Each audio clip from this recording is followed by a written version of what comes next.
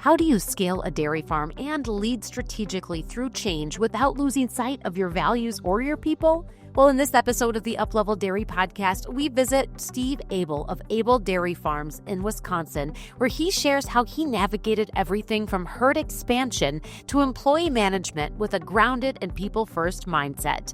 You'll hear his honest take on leadership, the realities of managing growth, and why it's worth sticking with the long game.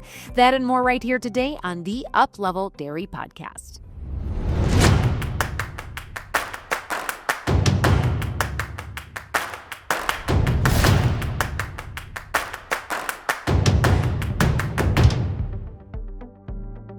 This episode is brought to you by Milc Group. Milc Group is a dairy software company that brings real-time actionable data to dairy farms around the world. They are dedicated to revolutionizing the dairy industry with their user-friendly cloud-based software.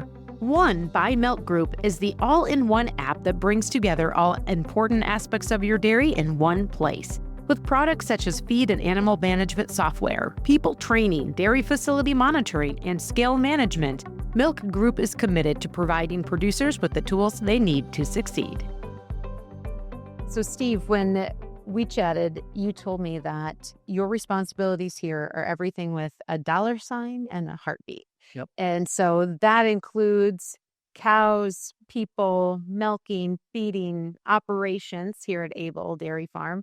And that's no small task because over the last couple of years, you guys have scaled significantly. So a little background, our dairy was founded, it was homesteaded back in 1857. So our family's been doing this for several generations, 6 generations to date. So my dad had enough foresight. He got his degree in business.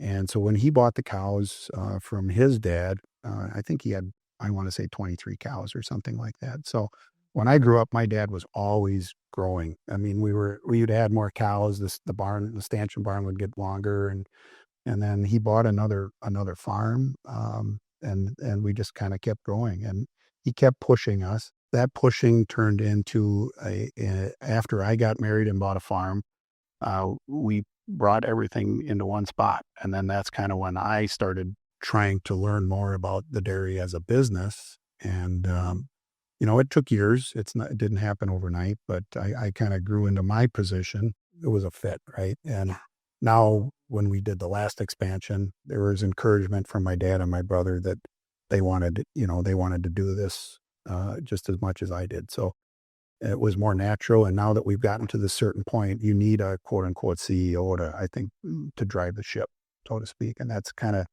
I've developed into that role.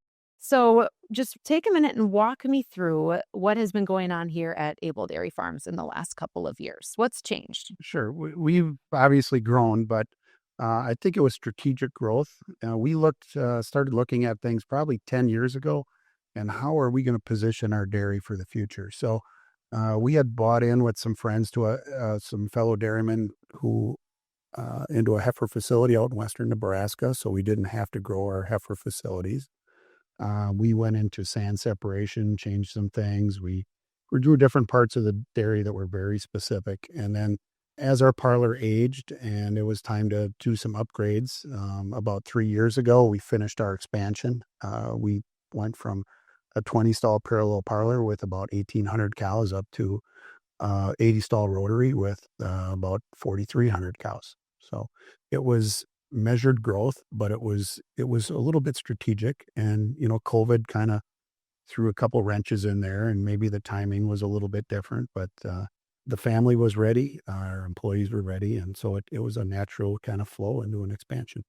So when you say that COVID threw a few wrenches in there, so you would have started building right before then? Is that how that went? Or? A little bit. So obviously during COVID, some things happened. Prices dropped dramatically that for several months of COVID.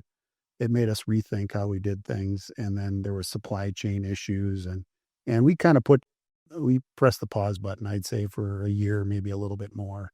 Now, it's hard to say, how you accelerate things when you go into this, but we didn't start actually building until 22. So I think maybe we would have ramped that up a year, but it's all about timing of when you want to start moving dirt and when you want to start, pouring concrete, that type of thing. So Yeah. So when you talk about scaling, you went from 1,800 cows to 4,300 milk cows. give or take, yeah. Yeah. So that's like a 40% growth Sure. in And cow numbers. we more than doubled, Yeah. but yeah, when you move that drastic and you have a parlor, that you're going to have a rotary parlor, you don't grow into that. You kind of have to take that big step. And that was we knew that if we were going to do it, that we had to build enough equity where we could take that big jump and, do the planning ahead of time. So it was thought out. I feel very thoroughly before we went that far. So tell me a little bit more about that thorough thought process, because as you said, you knew you had to kind of go all in because of going from the parallel to the rotary. That meant that not only were you adding cows, but your team also had to be prepared and had to scale alongside the herd and the demands of every day. So just walk me through a little bit of that strategic thought process in your mind of scaling up the people side of the business here. Sure. So I can say that prior to our expansion, we were top heavy on management. We had grown into that. We were big on developing middle managers, probably before we really needed them to that extent. So we had a parlor manager, a herd manager, a feeding manager, a crop manager. We had all these guys in place. So when we went into the expansion, we honestly didn't have to change things. And these guys were with us several years. So we didn't have to like go find them. They were involved from the start when we were planning this. And the management side of things, I can honestly say went really smoothly. Those same managers are with us today. It really hasn't been an issue. Labor, you got to bring in more help. That's a little different story, but that's why you have those managers to help you, navigate through that process as well. So it sounds like when it was time to make that big leap, your leaders were already within the system. Exactly. But that didn't happen overnight. Nope, not at all. So what were some of the things that you started implementing years prior to really build up people here Yeah. and build those leaders? So we've been working with Jim Barmore as a nutritionist for years, and Jim was always pushing leadership. And sometimes it's an overused word, but in our case, I don't feel that it was.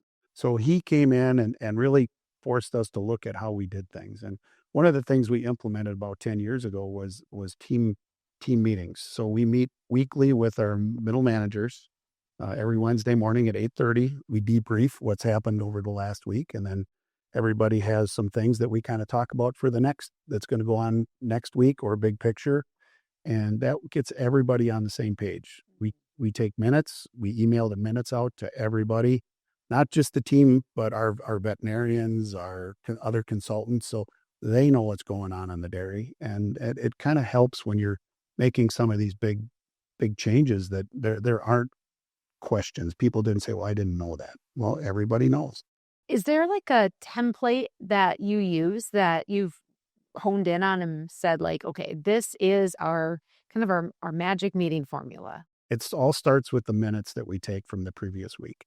We start the meeting, we hand out the minutes from the previous week. We go through them one by one. We work our way down, we discuss them, and then we go around the table, and every person has they're allowed to talk about a couple things, but we try and force them to be, pick out the important things. We're not going to talk about real low level, weird, unusual things, but we will if we have time. And then I take the minutes. If I don't, my son Nathan takes the minutes, and then we put them in a nice format, and then we email them out. So there's nothing special. No, we didn't develop this from somebody else, or somebody didn't do it for us and said, here, try this. It was just something that fit our group. And to this day, we're still doing it, I guess. So make the connection for me between how that meeting schedule helps to build leaders. Yeah, I think it allows us to feed on each other a little bit. So, you can send people off to meetings and try and teach them to be a leader, but you need to see other people, how they handle things.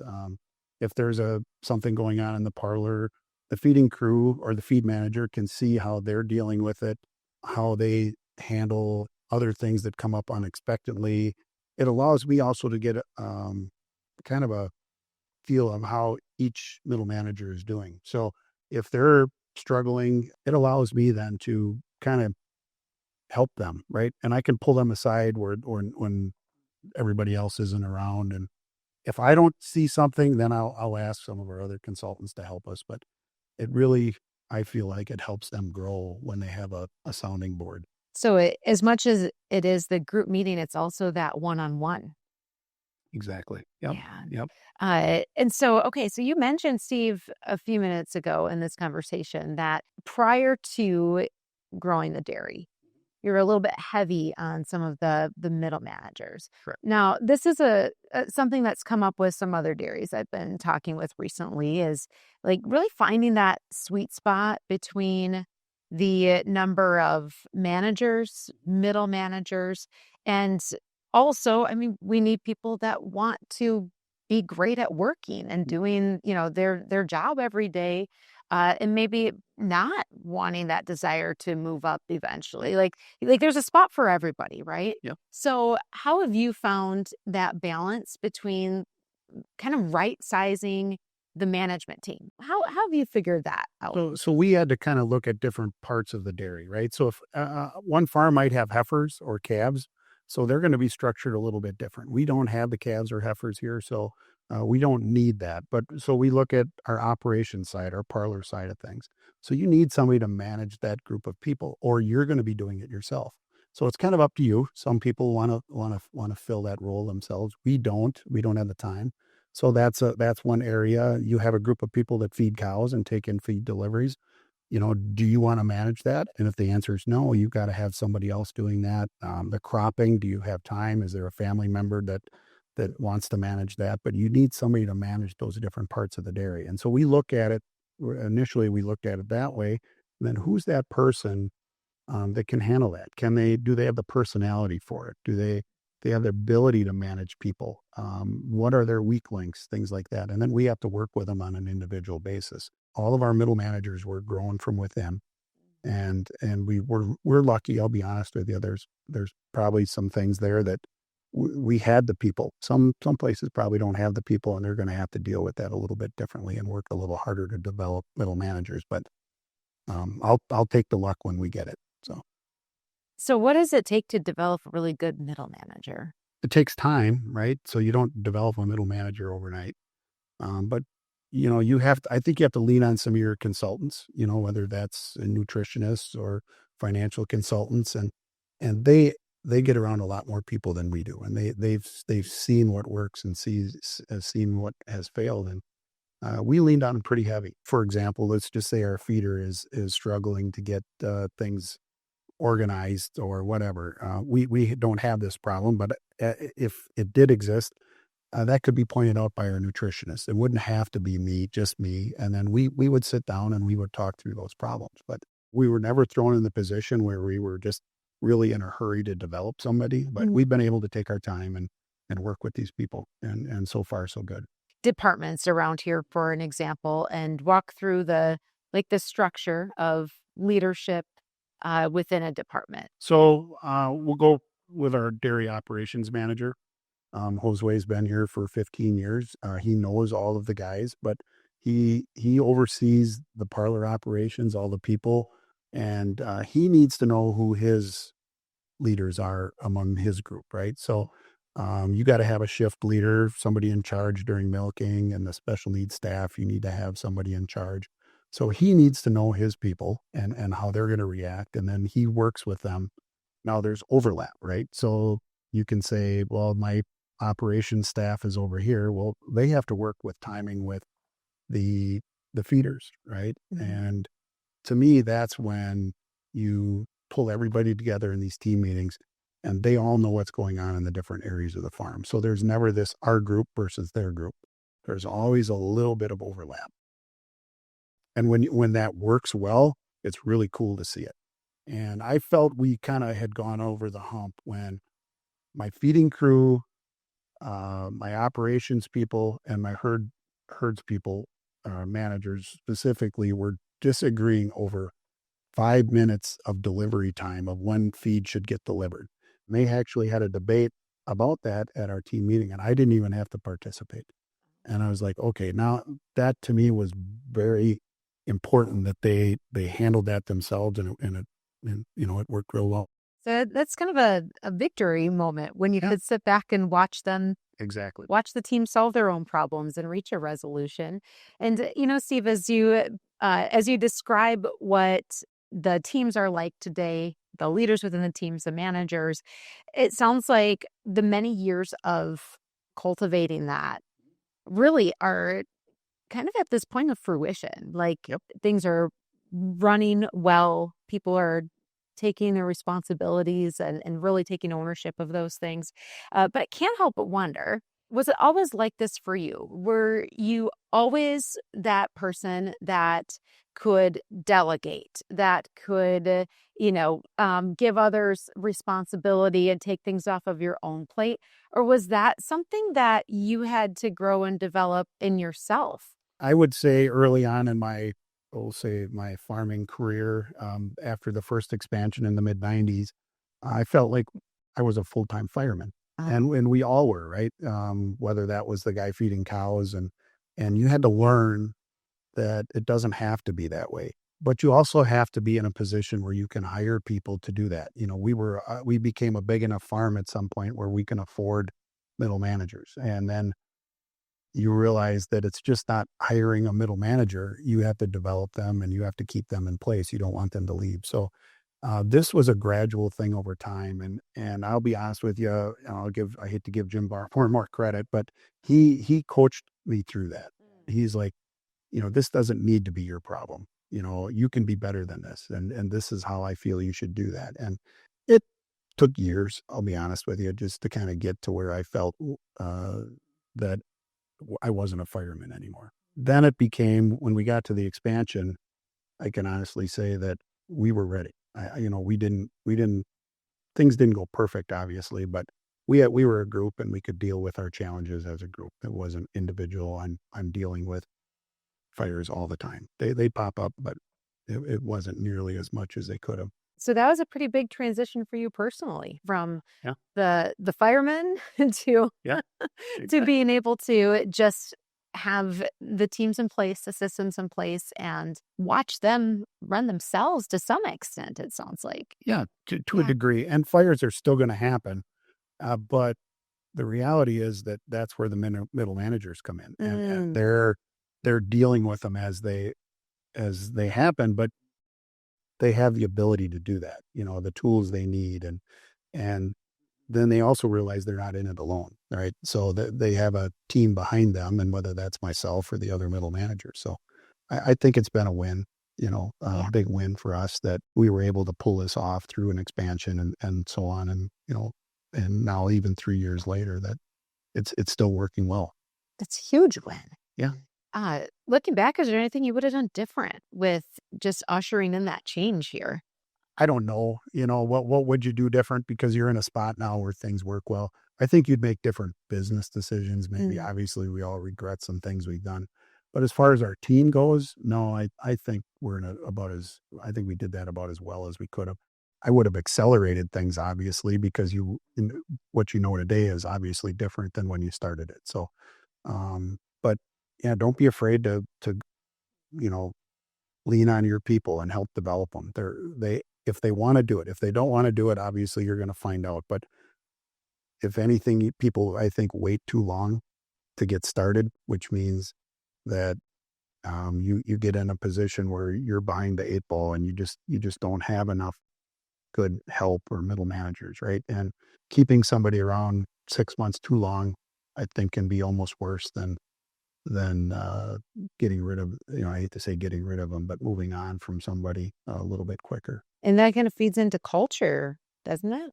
Yeah, to a point. Our culture is definitely the team culture around here. You can't do any of this alone. So we want to keep things clean. We don't want to be able to tell what day of the week it is by what's going on the dairy. There's things are dirty on Sunday versus not on Monday. And we're going to try and do it right 30 days out of every month. If you ask my people about what that culture would be, I'm sure they probably they couldn't even come up with something because it's just natural. We don't have like a mission statement that we go back to every week and say, okay, remind everybody what this is. It just kind of came natural, and we don't really talk about it much. It's just what you do. Yeah, exactly. Consistently. Yep. And, when you think about what it takes for your people to be able to go to their next level and take Abel Dairy Farm to your next level as an operation, touch a little bit on technology. Like, how has that played a role in moving this farm forward? Technology is obviously one of those things that evolve. And if you're going to be modern and progressive, you have to be able to adapt to adapt some of these technologies, maybe not all of them, but figure out where your weak links are on your dairy or what's going to help you grow the most, and accept them and then implement them. You need to use these technologies, or I don't think you're truly going to grow. I mean, the way technology is changing, every 18 months, it seems like a technology gets old and there's something to replace it. So you don't always need to be first, but I think you need to be willing to look at technologies as they pop up. Yeah. Which ones would you say have been game changers here? Um, I would say our biggest change has been being willing to accept the cloud as how we're going to do business as usual on our farm. And I've always been a big believer in it. So our herd management software, our feeding software, our accounting software, our cropping software, our time clock software, all of that's on the cloud. So the more that can integrate, I think the better that makes our team. What does that allow your teams to do better? I think it allows them to be more responsive and have better access to the data. I mean, if you look around, people, public in general, everybody's on their phone, right? They've got their phone in their hand. So if they can access that data from their phone, it's just going to make them better people, better managers, better employees, as long as they're utilizing that data the way they're supposed to. But having to go back to a desktop and look things up, I think wastes so much time. I think the younger your employees are, the more likely they are to adapt to that. I want to sit down at a computer and order something off of Amazon. The next generation, you walk away, it's already been ordered on their phone, right? It's different. But the fact that they can have that access on their phone, I think is important.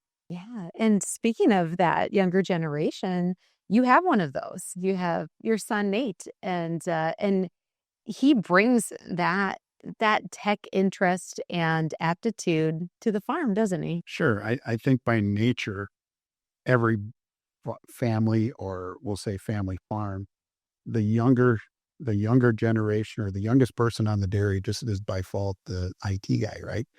They know how to do it. So for years I've been leaning on Nate to help run that part of the dairy, right? Take the technology that I think is cool, and then bring him in and say, okay, can we make this work, or should we make it work? And it started years ago. The very first one was our when we switched to one feed, our feed management software, and our feeder was 60 years old, and Nate at the time, I believe, was probably about 16. And I'm like, okay, let's get the older generation and the younger generation together on this deal, and let's implement that. So it was really nice to have that, where I didn't have to sit there and learn every single little thing that came up, and it rolled. It was kind of seamless. But that's, again, an example of that technology, and that's tech in the palm of your hand too, right? Yep. And you talked about this also, the speed at which decisions can be made and action can be taken when it's all in the palm of your hand. Yep. Compared to even if you are walking to a desktop. Yep. Like that used to be somewhat efficient. Well, not anymore if you have the power in your hand, right? Exactly. And so, when you think about, where technology could take this farm next, what do you think the missing pieces? What do you think is the area that there isn't yet a technology that could solve a problem that you deal with here? I don't know if there's a specific area where it's like, we really need this, but I would like to see better integration with the technologies that we have. So, Mm. we have a digester, how do you take that information from that and feed that into, or give feedback to your nutritionist, things like that. How do you integrate that? And I think that's the one thing that the industry is lacking more so than anything that they have now. I mean, the technology is rolling out so fast, whether it's locomotion scoring, feeding, activity monitors, the GPS and all the different things going on with the cropping side of things. But there's been dashboards out for a long time. Everybody's been trying to develop a dashboard, but you don't really get that overlap of, we'll just income over feed costs or how those type of things work together. You got to get somebody to sit down and do that. And we're not there yet. I think the industry is going to go there, but I think it's the biggest opportunity the industry has at this point. And that's an exciting future that hopefully will be a reality at some point. And when we really look at the bigger picture of dairy farming, you've been at this for a little while, right? How long have you been dairying, Steve? Oh boy, since I want to say I was a kid, obviously grew up on a farm, college and you leave for a couple of years, but I bought my first piece of land in 92. So that was, I don't know, what is that, 35 years ago, something like that. So yeah, yeah, I've gotten to see a lot of changes in the industry. That's for sure. You have, and 35 years of change. That it's been a fast-paced change. And so, when you look ahead, what do you think are? I'm going to ask you two questions. One's the greatest risk to dairy farming as it is today, and then also the greatest opportunity. But let's take that risk side Yeah. first. I, I did, that one's a tough one because you're always managing risk as a dairyman. But I would say that the things that we're going to have the hardest time dealing with if they change would be things that are legislative Mm. we weren't out in front of or we have to deal with, whether that's from an environmental regulation standpoint or whether it's an immigration standpoint, things like that that are going to be legislated that we're going to have to battle. We're really good at making milk. We're really good at a lot of these other things. We can market our milk. We can deal with those kind of things. But the legislative side of things is going to be tough. I guess my fear is that eventually it's going to get more expensive to farm in our state. And it's going to give a huge leg up to these Western dairies where there aren't as many neighbors and they don't have to deal with some of these things. So I think we need to pay attention. And that's, in my opinion, where our risk is at. Mm. Yeah. Well, let's flip that around. What's the greatest opportunity that you see for dairying? I think to tell our story and get people supportive of the general public, supportive of the dairy industry. I think there's a lot of opportunity there to get out in front of it and not have to be reactive every time Mm. something bad happens. And there's a lot of farm organizations that have been working hard at that, and we've made some progress. And I still think there's some opportunity there to do a better job as farms get more modern and larger. Having groups come out, whether that's with your visitor center or just being open to having conversations. We can't force it down our throat, down other people's throats, but I think we have to be ready to tell that story. And you have a visitor center right here, don't you? We do. When we expanded our parlor, it's not where we have general public come in on a daily basis, but we can take people and show them a side of the dairy they're not used to seeing. They're not just following a manure truck down the road. They can stop at the visitor center, see what's going on, and not have to interact with some of the things maybe they don't like. For example, walking through a barn and having to deal with manure smell or having to put boots on and things like that. But it's a nice clean area that we can showcase what we do here. Yeah. And you have a beautiful farm to showcase and to tell a story. And when you are doing it here, you're doing it for a lot of other dairies Yeah. at the same time. Exactly. You're showing the example. And they're doing the same thing, right? It's not Yeah. just us. There's a lot of other dairies out there that are doing a better job than we are. But I think as you grow and you modernize your dairy, I think you need to be thinking about those things in the back of your mind. How are we going to take our dairy and put our best foot forward? for the general public.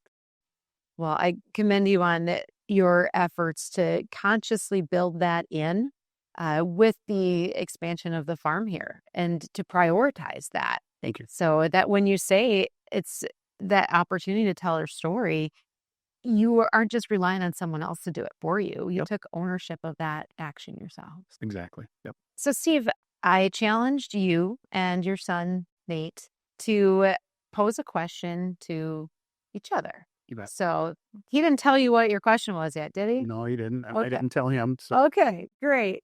I like this. This is fun. So here's a question that Nate has for you. What is the single piece of advice that you would give him to carry forward as he steps into the next generation of Abel Dairy Farms? yeah, good. It's a good question. It's hard to pick one, right? But I would say that you need to spend time networking and learning.